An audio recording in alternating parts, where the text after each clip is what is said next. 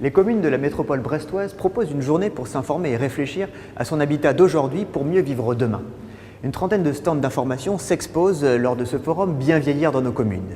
Et pour ceux qui auraient raté cette journée, nous vous proposons un petit rattrapage.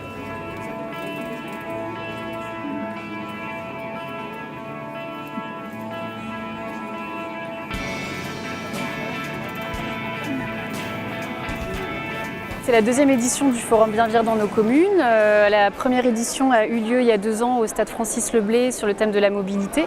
Et là, cette année, on propose un forum sur le thème de l'habitat et du lien social pour bien vieillir chez soi. Et donc, on a beaucoup de partenaires présents, des professionnels et des bénévoles pour informer le public. L'objectif du forum, c'est principalement d'informer le public, donc le public senior, mais également les familles, afin de favoriser le bien vieillir à domicile, donc le maintien à domicile des personnes âgées si elles le souhaitent, et également de préparer, s'il le faut, l'entrée en établissement dans des conditions les plus favorables possibles. Ici sur le forum, on accueille tout le monde. Bien sûr les retraités pour faire simple, mais aussi toute personne qui est confrontée à des réflexions sur le vieillissement.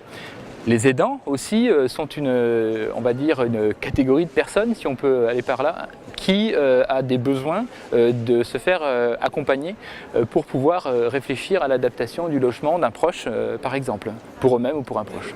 Aujourd'hui, on propose des produits d'entretien naturel, donc soit multi-usages, détergents, liquide vaisselle, pour montrer la différence entre les produits d'entretien naturel et les produits d'entretien qu'on achète dans les supermarchés, avec les inconvénients des produits d'entretien achetés dans les commerces, parce qu'en faisant des recherches, on voit très bien que c'est pas bien du tout pour notre santé, pour l'environnement.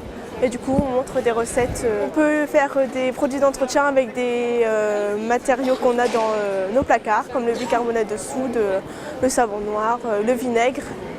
Entre autres, aujourd'hui, on veut également présenter la combinaison de vieillissement qui permet de comprendre les personnes qui encadrent les personnes d'un certain âge pour comprendre quels sont leurs maux.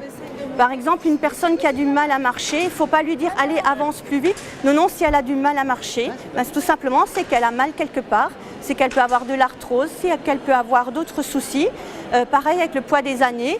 Donc on essaie de sensibiliser, entre autres, le personnel encadrant ou même d'autres personnes à comment on peut vieillir en bonne forme, et puis surtout il faut faire une activité physique. C'est pas parce qu'on a des fois 65 ans, 70 ans, non, il faut continuer, la vie est belle, il faut faire une activité physique. Ah ben c'est dur parce qu'on ne peut pas plier le genou, donc on lève la jambe difficilement. Bon, je fais de la gym, donc j'ai l'habitude de bouger un peu plus, ça m'a facilité les choses, mais c'est vrai que si c'est comme ça dans quelques années, c'est un peu inquiétant.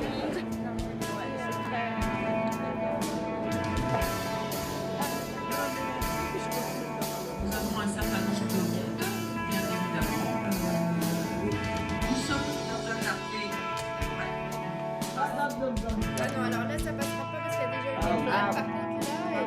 par contre, là, On a vraiment un objectif précis, c'est d'aider les personnes à rester à leur domicile le plus longtemps possible.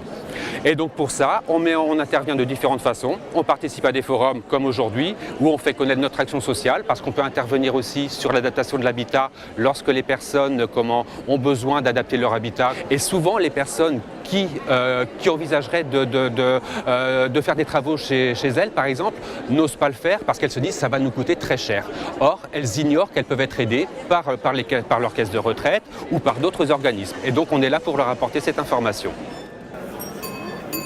Le triporteur électrique, à destination des personnes à mobilité réduite ou des personnes âgées, permet de reparticiper à la vie de tous les jours, de s'insérer dans la vie de la commune, de se promener en ville, sur les chemins, sur les petites routes.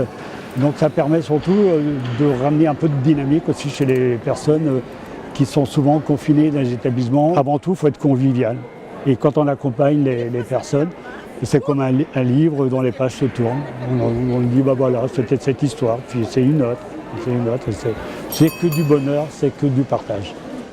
Il faut qu'on pense une politique bien vieillir qui est une politique qui permet à chacun, quel que soit son niveau de revenu, d'avoir le choix aussi.